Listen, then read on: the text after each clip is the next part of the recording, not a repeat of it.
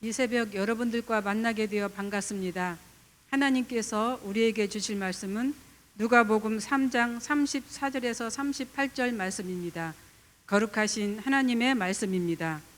그 위는 야곱이요, 그 위는 이삭이요, 그 위는 아브라함이요, 그 위는 데라요, 그 위는 나홀이요, 그 위는 스룩이요, 그 위는 르오요, 그 위는 벨렉이요, 그 위는 헤버요, 그 위는 살라요, 그 위는 가이난이요, 그 위는 아바삿이요, 그 위는 셈이요, 그 위는 노아요, 그 위는 레멕이요, 그 위는 무드셀라요, 그 위는 에녹이요, 그 위는 야렛이요, 그 위는 마할렐이요, 그 위는 가이난이요, 그 위는 에노스요, 그 위는 셋이요, 그 위는 아담이요, 그 위는 하나님이시니라. 아멘. 어제의 말씀에 이어 오늘 말씀도 족보의 이야기로 시작합니다. 특히 오늘 본문에 기록된 이름을 보면 창세기에 기록된 믿음의 조상들입니다. 그 중에서도 야곱, 이삭, 아브라함, 셈, 노아, 무드셀라, 셋, 그리고 아담의 이름은 우리가 너무나 많이 들어서 알고 있는 이름들입니다. 그러나 그의 생소한 이름들도 많습니다. 그중 에노스라는 인물이 있습니다. 그 에노스라는 사람이 오늘 설교에서 왜 중요한 사람으로 등장하는가가 우리가 관심이 됩니다. 에노스는 셋의 아들이지요. 셋은 바로 아담의 아들입니다. 에노스는 아담의 손자가 되는 것이지요. 셋이 태어나기 전까지 아담에게는 가인과 아벨이란 아들이 있었습니다. 하나님께서는 아담뿐만 아니라 가인과 아벨을 통하여서 하나님을 섬기며 살아가기를 바라셨습니다.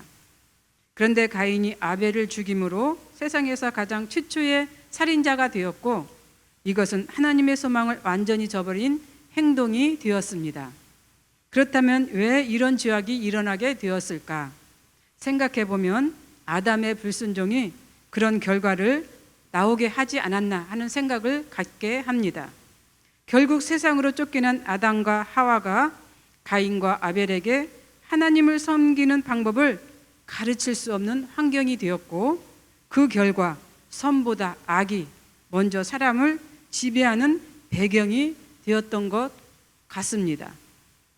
여기서 우리는 부모가 자식에게 바라는 행동을 생각해 봅니다. 일반적으로 부모는 맏아들에 대한 기대가 아주 크지요. 맏아들이 잘 되어야 집안이 잘 된다고 여기기 때문입니다. 그러나 지나온 세월의 과정을 뒤돌아보면 오히려 이것이 가정을 파탄나게 하고 망친 경우를 봅니다. 너무나 맏아들만 위하다 보니 형제 간의 사랑과 정이 없어 불화가 계속되고, 또 맏아들만 교육시키다 보니 남은 자식들은 배우지 못했고 또 가난하게 살았습니다. 그렇다고 잘된 맏아들이 가난한 형제를 돌보는 것도 아니었습니다.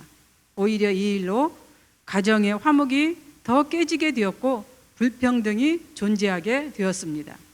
물론 지금은 이런 방법이 많이 사라졌고 또 거의 그렇지 않습니다. 모든 자녀들을 평등하게 키우고 있습니다. 아담 역시 맏아들 가인에 대한 기대가 아주 컸던 것 같습니다.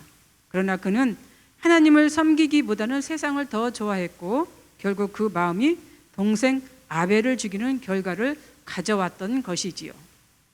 그러나 하나님은 아담에게 셋을 주심으로 당신의 뜻을 이어가도록 하셨습니다. 창세기 4장 25절을 보겠습니다. 아담이 다시 자기 아내와 동침하매 그가 아들을 낳아 그의 이름을 셋이라 하였으니 이는 하나님이 내게 가인이 죽인 아벨 대신에 다른 씨를 주셨다 함이며, 여기서 아담이 말한 씨에 대한 생각을 해봅니다.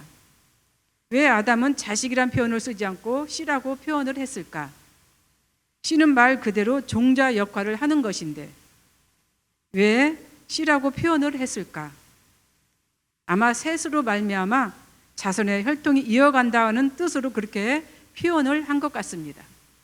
그의 말대로 셋을 통해서 세상의 제2의 시조라고 할 수 있는 노아가 태어났고, 또 세상의 모든 죄를 완전히 해결하신 예수 그리스도의 대까지 이어지게 되었던 것을 보면 알 수 있습니다. 그리고 셋을 통해서 에노스가 이제 태어난 것을 우리가 성경을 통해서 보게 되었는데, 창세기 4장 26절을 보겠습니다.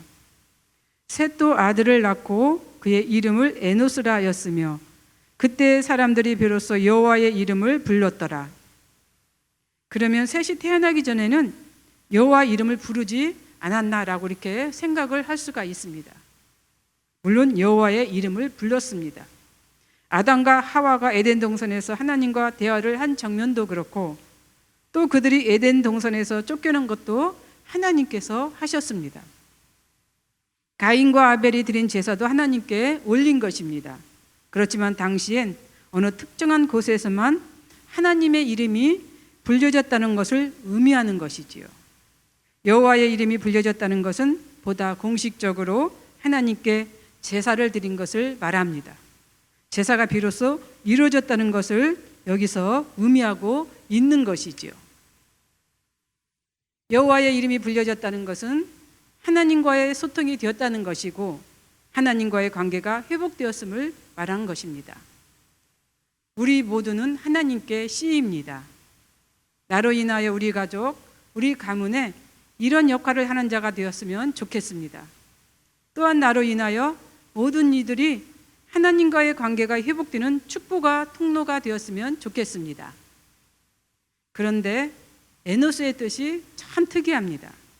유대인의 특성상 이름을 지을 때 뜻을 굉장히 중요하게 여기는데, 왜 셋은 아들의 이름을 에노스라고 지었을까?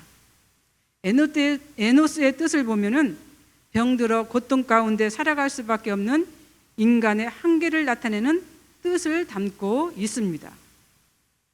이런 이름의 뜻을 굳이 셋이 왜 지었을까? 바로 하나님 앞에 끊임없이 겸손한 자세와 마음가짐을 가지라고 하는 뜻으로 지었던 것 같습니다. 가인과 아벨을 통해서 얻은 교훈으로 에노스만은 하나님의 뜻에 어긋나지 않기를 바란 마음으로 그 이름을 지은 것이지요. 약하고 힘이 없는 에노스가 오직 도움을 바랄 곳이 어디겠습니까? 바로 하나님입니다. 하나님만 바라보도록 셋이 그 이름을 지은 것입니다. 그렇습니다.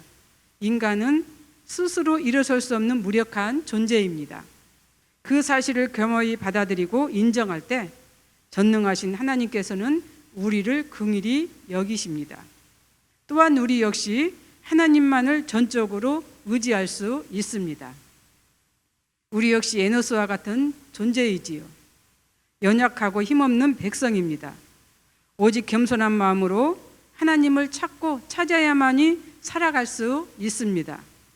특히 요즘 시기엔 더욱 그렇습니다. 우리에게 주신 하나님의 은혜로 하나님의 뜻을 이어가는 모든 성도들이 되었으면 좋겠습니다. 기도하겠습니다. 사랑의 하나님, 감사합니다. 우리에게도 부모로부터 물려받은 아름다운 신앙의 족보가 있습니다. 이 신앙의 유산을 잘 계승하여 후손에게까지 물려줄 수 있는 믿음의 사람들이 되게 하여 주옵소서. 감사하며 예수님 이름으로 기도합니다. 아멘.